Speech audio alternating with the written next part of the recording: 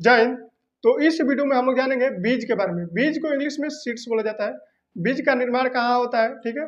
बीज के कौन कौन से भाग होते हैं और बीज बोते समय क्या क्या चीज़ों की ज़रूरत होती है, ठीक है।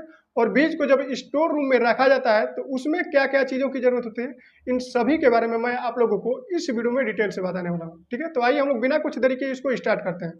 देखिए, बीज को इंग्लिश में सीड्स बोला जाता है, ठीक है, ये आप लोगों को पता होगा। इसके बाद देखिए, बीज का निर्माण कहाँ होता है। बीज का निर्माण बीजांड में होता है। जैसे मान लीजिए कि फल हो गया, फल के अंदर क्या होता है, बीज होता है, ठीक है। फल का मुख्य काम क्या होता है, बीजों का सुरक्षा करना, ठीक है। आप लोग सोचते हो कि जो फल होता है उसको खाया जाता है, लेकिन फल का मुख्य काम ये नहीं होता है कि किसी को खिलाना होता है। फल का मुख्य काम क्या है, बीजों की सुरक्षा करना, ठीक है।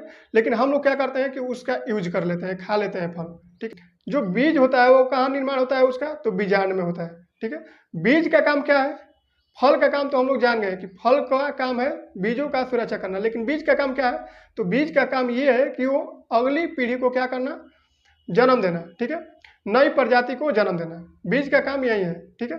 देखिए, सभी बीज का दो भाग होते हैं, ठीक है। बीज के कितने भाग होते हैं, दो भाग। एक होता है टेस्टा और एक होता है टिग्मा, ठीक है। जो बाहरी वाला परत होती है उसे हम लोग कहते हैं टेस्टा, और जो आंतरिक वाला भाग होता है उसे हम लोग बोलते हैं टिग्मा। यहाँ पे आप लोग स्क्रीन पे देख सकते हैं, मान लीजिए कि यहाँ पे चना है। चना के जो ऊपर वाला भाग होता है, ठीक है, जिसको आप लोग ऐसे जब चना भूनते हैं, ठीक है, तो ऊपर वाले भाग को ऐसे मिसते हैं तो वो निकल जाता है, यानी कि फूंक फाँक के आप लोग क्या करते हैं, जो टेस्टा वाला होता है भाग उसको आप लोग निकाल लेते हैं, और जो टिग्मा वाला भाग होता है उसको आप लोग खा लेते हैं। यहाँ पे आप लोग साफ देख रहे हैं कि जो लाल वाला भाग होता है उसे हम लोग बोलते हैं टेस्टा, जो अंदर वाला भाग है वो क्या होता है, टिग्मा होता है। ये सभी बीजों में पाया जाता है, ठीक है। यदि आप लोग मूंगफली देखे होंगे, ठीक है, तो मूंगफली के ऊपर लाल ऊपर लगा होता है, ठीक है। यदि आप लोग उसको छीलेंगे तो लाल टाइप का निकलेगा, ठीक है। तो वो हो गया क्या, हमारा टेस्टा। और जो अंदर वाला यानी कि उजला वाला जो भाग खाते हैं आप लोग, ठीक है, जो बादाम होता है उजला वाला जो भाग खाते हैं उसे हम बोलते हैं टिग्मा। जो बीज होता है, जो बीज होता है जहाँ से अंकुर निकलता है, ठीक है, यानी कि आप लोग जब रहीला देखे होंगे, यानी कि चना जब देखे होंगे आप लोग, तो चना के जो नाक होता है यानी कि जहाँ से अंकुर निकलता है उसके ठीक नीचे एक छिद्र टाइप का बना होता है, ठीक है। उस छिद्र को हम बोलते हैं माइक्रोपील, ठीक है।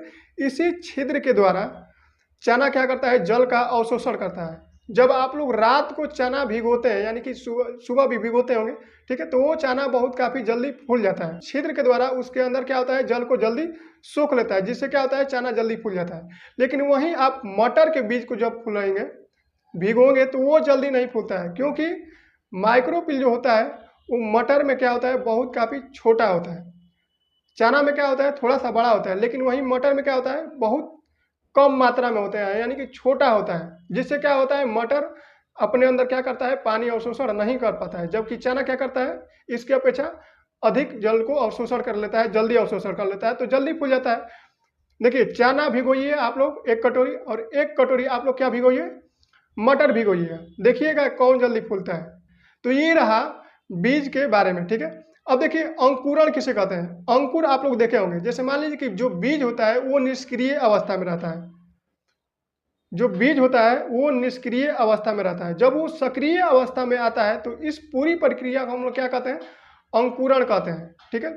जब उसमें से अंकुर निकलने लगता है, ठीक है, मान लीजिए कि बीज हो गया, उसको कहीं पे आप बो दिए, ठीक है, उसमें से जब अंकुर निकल जाएगा तो इस पूरी प्रक्रिया को हम लोग क्या कहेंगे, अंकुरण कहेंगे। जहाँ पे बीजों को रखा जाता है, ठीक है, तो बीजों को सुरक्षा रखना बहुत काफ़ी आवश्यकता होती है, ठीक है। नहीं तो मान लीजिए कि बीज रख दिए, उसमें पता चला कि घुन पड़ गया, पिलुआ पड़ गया, कीट पतंगे, बहुत सारे चीज मतलब कीड़ा मकोड़ा पड़ जाते हैं, ठीक है। तो इन सभी से सुरक्षा करने के लिए उसमें गामा किरणें डाला जाता है। ये एग्जाम में भी पूछा था कि बीजों का सुरक्षा करने के लिए कौन सी किरणों का प्रयोग किया जाता है, तो गामा किरणें का, ठीक है। ये गामा किरणें क्या करते हैं कि कीड़े पतंगे को नहीं जाने देती है, ठीक है। तो ये आप लोगों को समझ में आ गया होगा।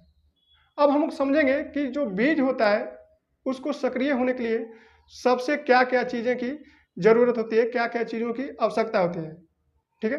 देखिए, स्टोर रूम में सबसे पहले बीज को सक्रिय होने के लिए उसको फास्फोरस की आवश्यकता होती है।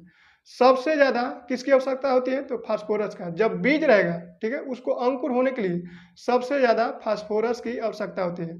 जब वो अनाज हो जाएगा, ठीक है, जैसे मान लीजिए कि यहाँ पे धान हो गया, तो इसको क्या चीज़ की आवश्यकता होगी, नाइट्रोजन की। इसको नाइट्रोजन की आवश्यकता होगी। लेकिन ये जब बीज रहेगा, ठीक है, जो बिया है उसको फास्फोरस की आवश्यकता रहती है। ठीक है, तो आप लोग कभी कभी देखे होंगे, जैसे मान लीजिए कि बीज को तापमान सेम रहने के लिए, जैसे मान लीजिए कि कोई बिया हो गया, उसका तापमान सामान्य रखने के लिए, न ज़्यादा हॉट हो, ज़्यादा हॉट तापमान हो जाएगा तो बीज खराब हो जाएगा, कम तापमान रहेगा तो मान लीजिए कि वो जामिए जाएगा। ठीक है, नमी रहेगा तो वो बीज जम जाएगा, ज़्यादा दिन नहीं रह पाएगा। ठीक है, तो सामान्य तापमान रखने के लिए उस पर क्या किया जाता है कि लेप लगा दिया जाता है। आप लोग जब मार्केट में जाते हैं तो बिया खरीदते होंगे, तो उस बिया पे आप लोग देखे होंगे कि कलर चढ़ा होता है। ठीक है, तो देखिए ये कलर नहीं चढ़ा होता है, कुछ कलर में क्या किया जाता है कि फास्फोरस को मिला दिया जाता है। आप लोगों को पता है कि बिया में किस चीज़ की जरूरत होती है, तो फास्फोरस का लेप लगा दिया जाता है, उसके साथ कुछ और मिश्रण कर दिया जाता है। तो बहुत सारे लोग बोलते हैं कि यार जो बिया है इस पे खाली रंग लगा के दे दिया है, महंगा बिया। ऐसा बात नहीं है, बीजों को बहुत अच्छी तरह से सुरक्षित करने के लिए बहुत काफ़ी खर्चा आता है।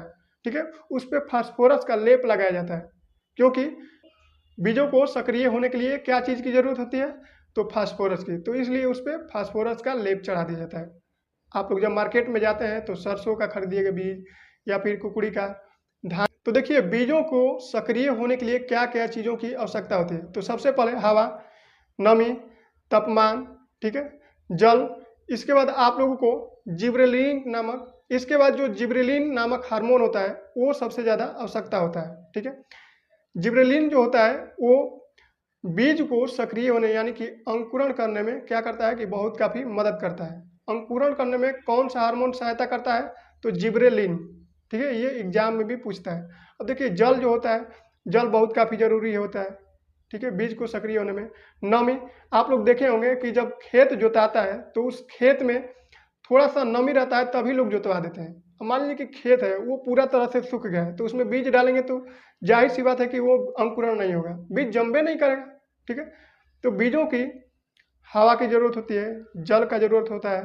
ठीक है, इसके बाद नमी, इसके बाद जो होता है तापमान। मान लीजिए कि ज़्यादा तापमान रहेगा तो भी क्या हो जाएगा, बीज उसमें सूख जाएगा, कम तापमान रहेगा तो भी दिक्कत है। ठीक है, तो सामान्य तापमान की जरूरत होती है। इसके बाद बीजों को क्या क्या चीज़ों की जरूरत नहीं होती है। ठीक है, तो मृदा तथा मिट्टी। ठीक है, देखिए बीज को अंकुरित होने के लिए मिट्टी की कोई जरूरत नहीं होती है, आप लोग कपड़ा में भी बीज को अंकुरित करा सकते हैं। इसके बाद मृदा, मृदा का मतलब जो माटी मर गया है यानी कि उसमें कुछ नहीं है।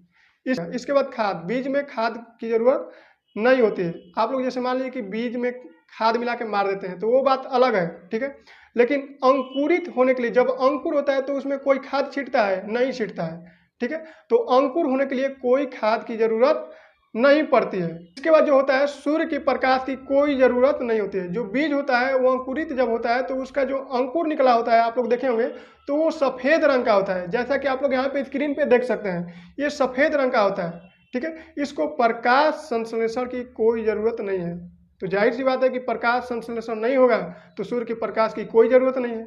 जब पेड़ पौधे हरे होते हैं तो उनको प्रकाश संश्लेषण के लिए जरूरी होता है सूर्य का प्रकाश।